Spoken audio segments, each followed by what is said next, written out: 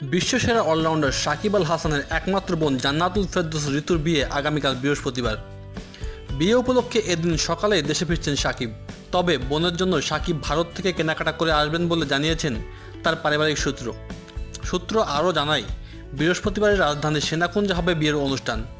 বর মিরপুরের সংসদ সদস্য ইলিয়াস উদ্দিন মোল্লার ভাতিজা, তিনি মালয়েশিয়ায় পড়াশোনা করছেন।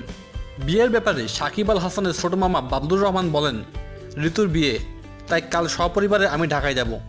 ভাগ্নি জামাইকে এখনও দেখা হয়নি। আমি যতটুকু জানি সাইফ মালয়েশিয়াতে ছিলেন। এদিকে চলমান আইপিএলে মাত্র একটি ম্যাচ খেলার সুযোগ হয়েছে সাকিবের, বাকি ম্যাচগুলোতে ছিলেন সাইড বেঞ্চে। বোনের বিয়ের অনুষ্ঠান সেরে 5ই মে ইংল্যান্ডের উদ্দেশ্যে ঢাকা ছাড়বেন সাকিব। তার সঙ্গে যাবেন মুস্তাফিজুর রহমান ও টাইগারদের ওয়ানডে অধিনায়ক মাশরাফি বিন মুর্তজা।